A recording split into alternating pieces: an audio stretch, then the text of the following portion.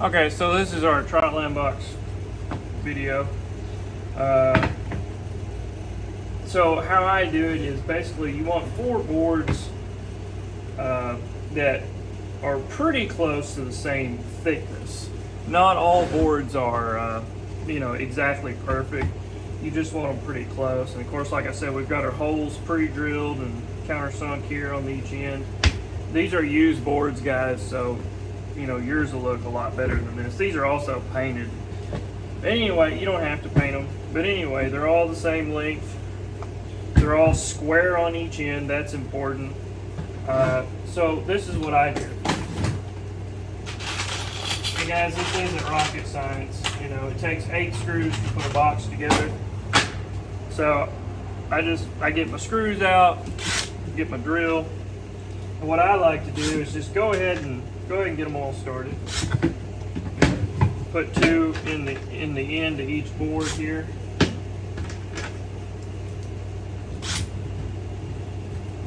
I just put 2 in each one, like so.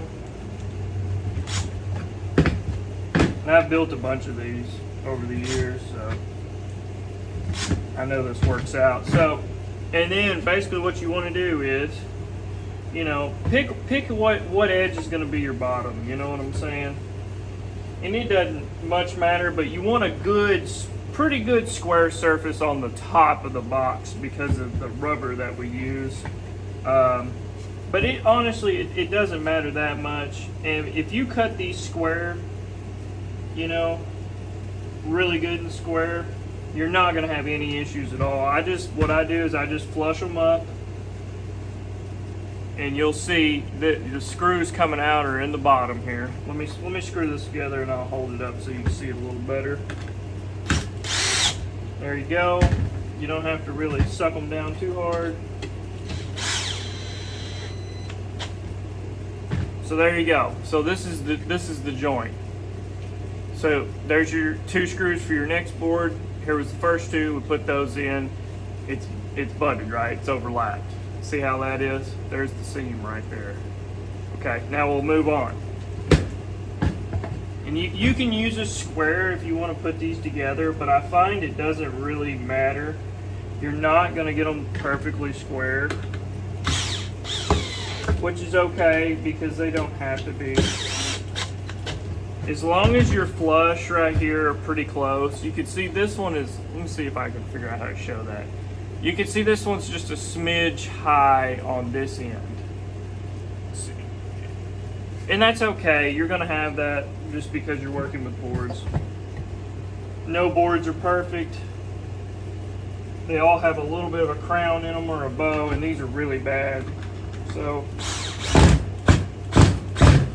like that one, I hit a knot in that one. That's okay though. I'm not worried about it. Still gonna make a box. There we go.